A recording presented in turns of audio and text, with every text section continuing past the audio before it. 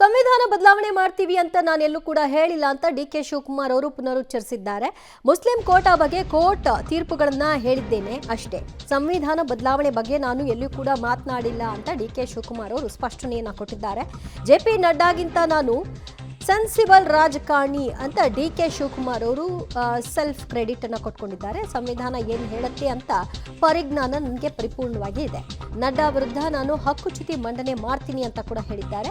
ಬಿಜೆಪಿಗರು ಸುಳ್ಳು ಹೇಳ್ತಾ ಇದ್ದಾರೆ, ಹಾದಿ ತಪ್ಪಿಸುವಂತಹ ಕೆಲಸವನ್ನ ಮಾಡ್ತಾ ಇದ್ದಾರೆ.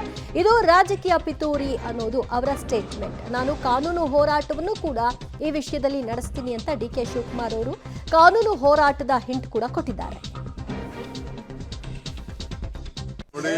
ನಾನು ಬಿಜೆಪಿ ಏನು ಮಾತಾಡಿದ್ದಾರೆ, ಏನು ಪ್ರಸ್ತಾವನೆ ಮಾಡ್ತಾರೆ ಅದು ಅಪ್ಪಟ ಸುಳ್ಳು.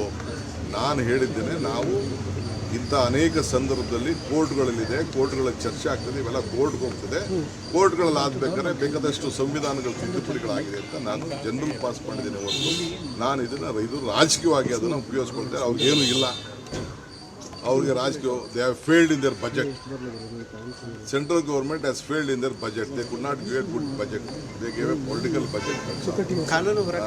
ಖಂಡಿತ ಕಾನೂನು ಹೋರಾಟ ನಾನು ನೋಡ್ತೀನಿ. ಪಾರ್ಲಿಮೆಂಟ್ ಒಳಗಡೆ ಆದ್ರಿಂದ ಕಾನೂನು ಅವಕಾಶ ಇಲ್ಲ. ಹೊರಗಡೆ ಏನಾದ್ರು ಇತ್ತು ಅಂದ್ರೆ ನಾನು ಖಂಡಿತ ಕಾನೂನು ಬಗ್ಗೆ ಏನು ಬೇಕು ನಾನು ಹೋರಾಟ.